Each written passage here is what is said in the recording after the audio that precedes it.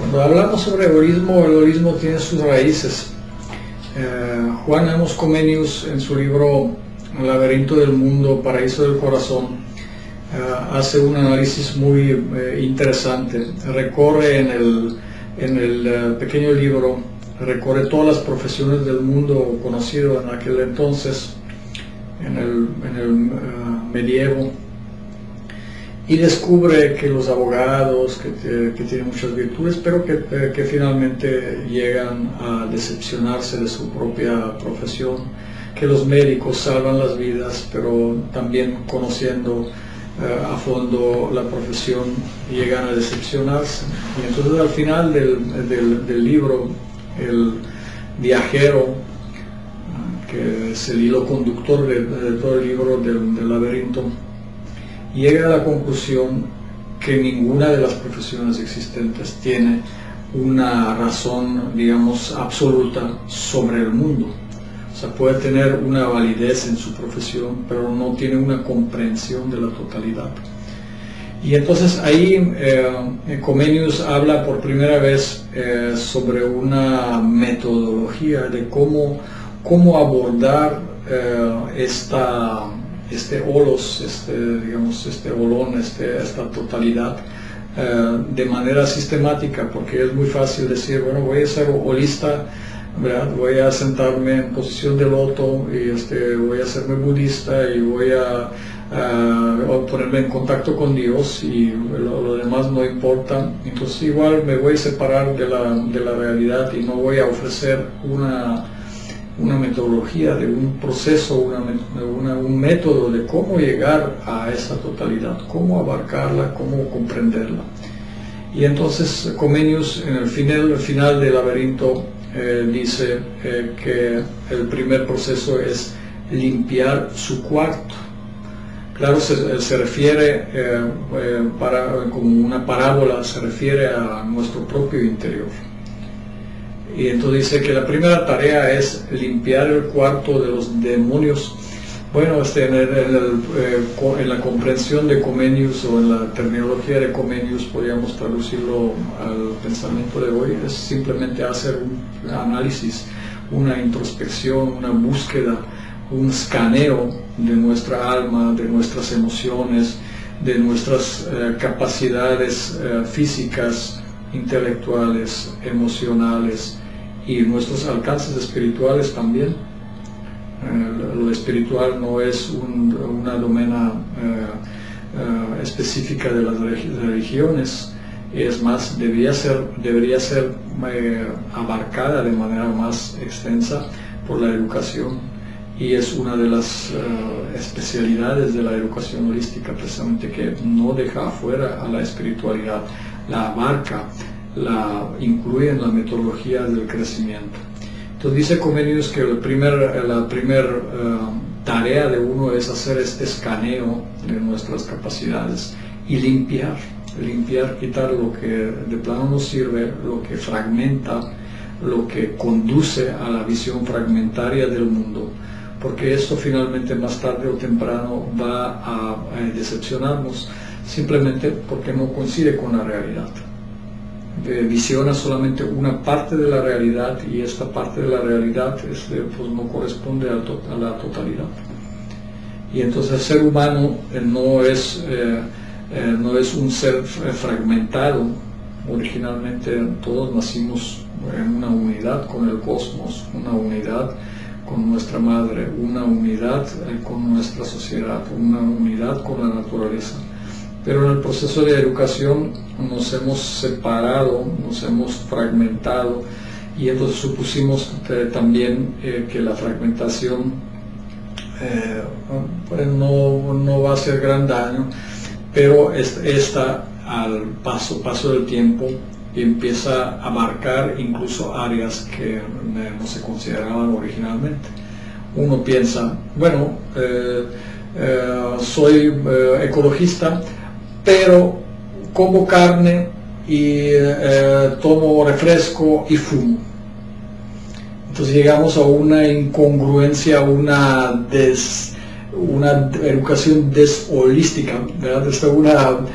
por decirlo de manera amable, llegamos a una especie de esquizofrenia donde pretendemos ser una cosa pero en realidad somos otra. Y entonces eso se permea en la educación, desde luego, porque tanto los maestros como los alumnos, como las instituciones viven esta dicotomía entre la realidad y entre la espiritualidad y entre el mundo, o lo que entienden bajo la realidad, o lo que entienden bajo la espiritualidad, o lo que entienden bajo las reglas que permiten involucrar cierto tipo y grado de emociones.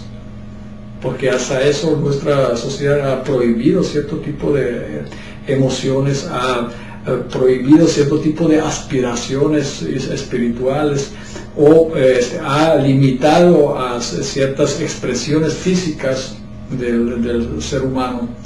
Y esto produce no solamente una frustración, sino un deterioro en todo su ser. Ese deterioro tiende a materializarse en forma física. Entonces vemos que hay un empresario exitosísimo, en términos de la sociedad, económicamente muy exitoso, muy reconocido, pero tiene 3 hijos y los 3 hijos son drogadictos. ¿Por qué? Porque simplemente entendió que el éxito en su profesión significaba hacer mucho dinero, hacerse famoso, pero desatendió totalmente la parte de sus propios hijos, de su propia familia, de su propio núcleo familiar. Y así vemos deportistas que son grandes deportistas y reciben premios de manos de políticos importantes, pero luego resulta que se están dopando con drogas para llegar en los primeros lugares y para ser exitosos en lo que ellos consideran éxito. Por un lado son, digamos, los ejemplos del deporte y de la vida sana, y resulta que nada de eso es cierto, que simplemente promueven todo lo contrario, que hay una dicotomía. Entonces esos pequeños ejemplos nos dan una idea de que nuestra sociedad no solamente no es holista, sino que promueve, premia, incentiva, impulsa, institucionaliza y futurea la fragmentación. La fragmentación es la vaca de oro de nuestra época.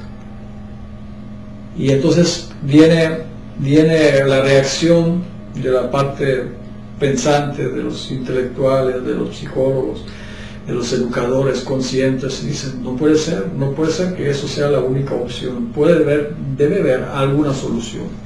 Entonces esa solución aparentemente puede ser la educación holística, precisamente por su integralidad, porque involucra la parte espiritual, porque no está específicamente ligada a ninguna religión, ninguna en específico. Esto puede haber un holista cristiano, puede haber un holista católico, puede ser un holista budista, puede haber incluso un educador holista ateo, también puede ser holista.